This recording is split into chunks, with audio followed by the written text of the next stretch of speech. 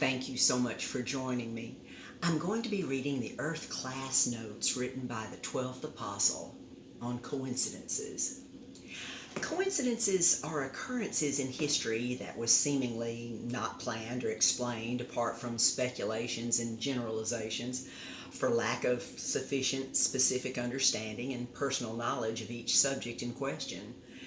In this very special Earth class on coincidences, I'm going to take you on a sweeping soul journey that you will never forget, and it will cause you to love God even more. I have covered most of this truth in past Earth classes, but I'll tie it all together now more than I've ever done before.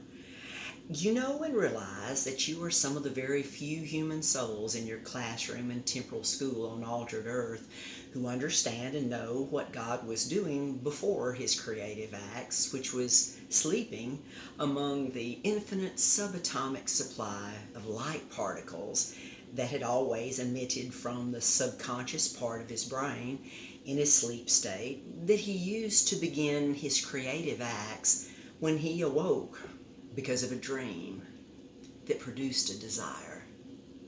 A desire to have others like him, to love and be loved by, causing him to awaken, never to sleep again. Where he was in the infinite space beyond his physical spirit body, that is the same size and shape of a strong young man or angel, which he would later create.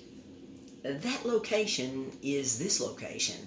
To be more specific, it was where Jerusalem, Israel, is today on this large hollow sphere called Earth, where dreams are buried, to be resurrected at the end of this evil world age.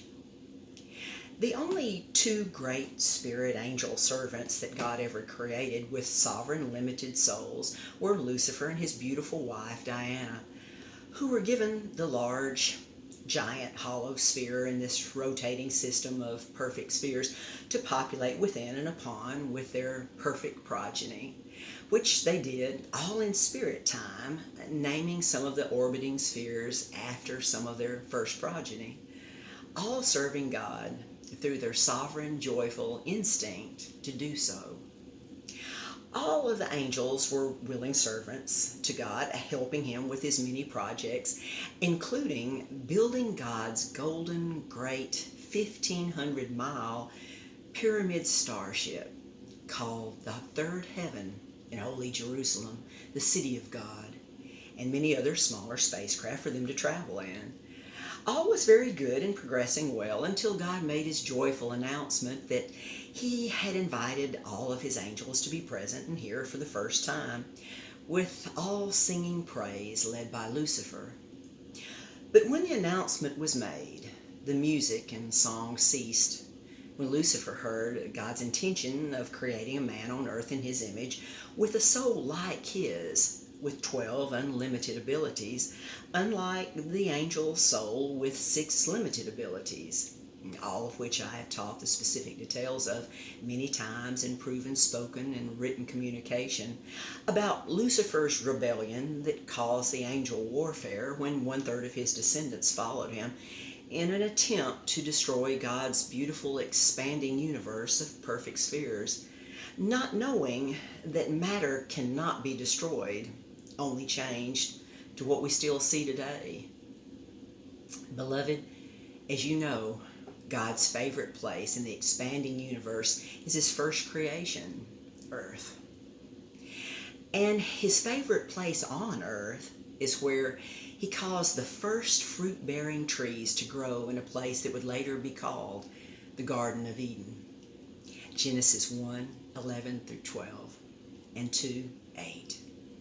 Beside a stone hill that bore resemblance to a sleeping man's head, where God buried his dream of creating a man on Eden Earth for a long period of spirit time, that would be a very long mortal time, which would occur much later after the fall of the first man, Adam, and would very soon will end forever at the end of this evil world age.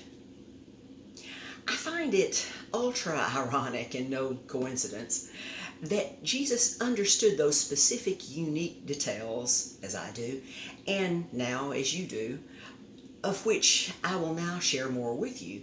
The stone hill where Jesus was crucified was called Golgotha, and the place of the skull for two reasons.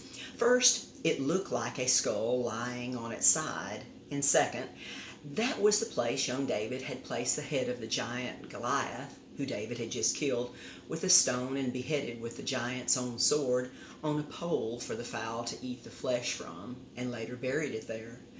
A wealthy relative of Jesus, Joseph of Arimathea, knew much of that history and purchased a gravesite at the side of the stone hill and had workers chisel out a special tomb in the hard white stone with an elevated place inside to lay a tall body and a large solid stone wheel over the small low entrance sealing the tomb, later called the Garden Tomb.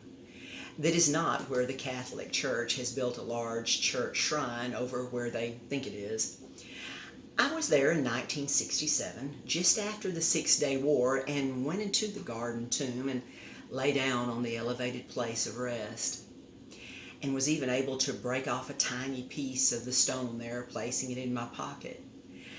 I had my picture made in front of the tomb and collected tiny stones from the most important places there, including the Dead Salt Sea and the Sea of Galilee, also the Colosseum in Rome and Paul's prison there.